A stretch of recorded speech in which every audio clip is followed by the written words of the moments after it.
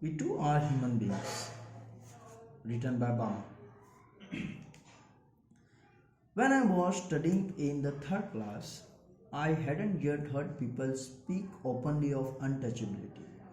But I had already seen, felt, experienced, and been humiliated by what it is.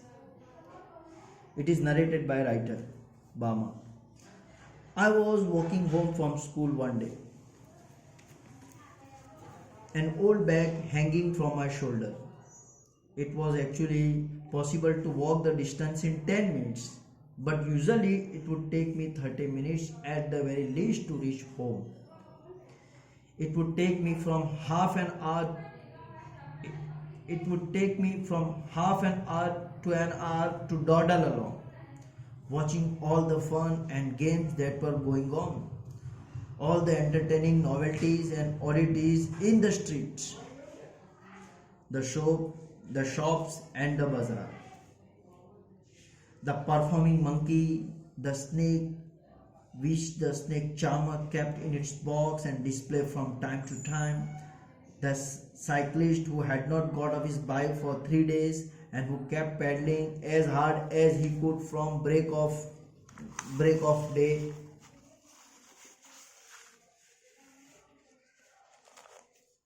It is written in very simple language, so it can be understood easily if you just pay attention. The rupee notes that were pinned onto his shirt to spur him on. Spur means to incite. The spinning wheels, the Marayada temple, the huge bell hanging there, the Pongal offerings being cooked in front of the temple. Pongal is one kind of festival, is being celebrated by Tamil Nadu people, and offering means the one kind of food that was being cooked over there.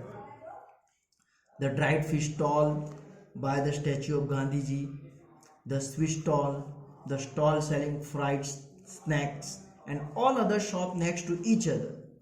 The street light always demonstrating how it could change from blue to violet. The Nariku, the Nariku, the Narikuravan Hunter gypsy means wandering hunters. The Narikuravan hunter gypsy with his wild lemur in cages, selling needles, clay beads, and instruments for cleaning out the ears. Oh, I could go on and on and on. Each thing would pull me to stand still and not allow me to go any further. At times, people from various political parties would arrive, put up a stage, and harangue means to deliver a speech, harangue us through their mics. Then there might be a street play or puppet show or a no magic or no miracle, stunt performance. All this would happen from time to time, but almost certainly there would be some entertainment or other going on. Even otherwise, there were the coffee clubs in the bazaar. The way each waiter cooled the coffee, lifting a tumbler high up and pouring its content into a tumbler held in his other hand. Or the way some people sat in front of the shop chopping up onion, their eyes turned elsewhere so that they would not smart. Smart here means feel pain in body. All the almond tree growing there and its fruit which was occasionally blown down by the wind. All these sides taken together would tether means tie with a rope, tether my legs and stop me from going home. And then according to the season there would be a mango, cucumber, sugarcane, sweet potato, palm shoots, grape, palm syrup and palm fruit, guavas and jackfruit. Every day I would see people selling sweet and savory. Savory means with pleasing taste, swadist, and savory fried snacks. Payasam, halwa, boiled tamarind seeds and ice lollies. means ice cream. Let me explain you in brief. This is the second part of the unit. The narrator take us back to her childhood when she was carefree child studying in the third class. The walk from school to home was hardly of 10 minutes, but it would take her half an hour to 1 hour to cover the distance. Because she was child, she would always go to her home very slowly. The entertaining sights would tie her legs and stop her from going home. The performing monkey, the snake charmer, the cyclist who kept pedaling for many days, the Marayatta temple and Pongal offering being cooked outside it were just some of the interesting sights. And then there were other things going on in the market, like a political procession, puppet show and stunt performances. The market was full of seasonal fruits and stalls. The narrator fell spellbound by all the variety. Let's start reading from the place where we stopped.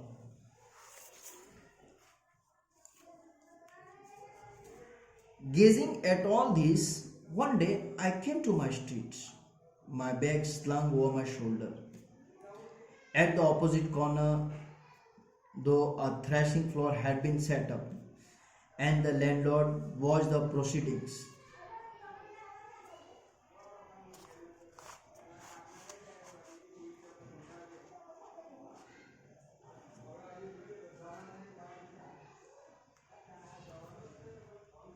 Seated on a piece of sacking spread over stone ledge. Ledge means a narrow flat slab fixed to a wall. That is the meaning of ledge.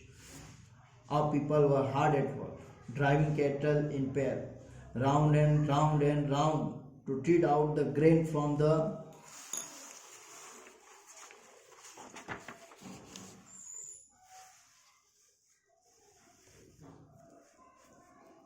straw.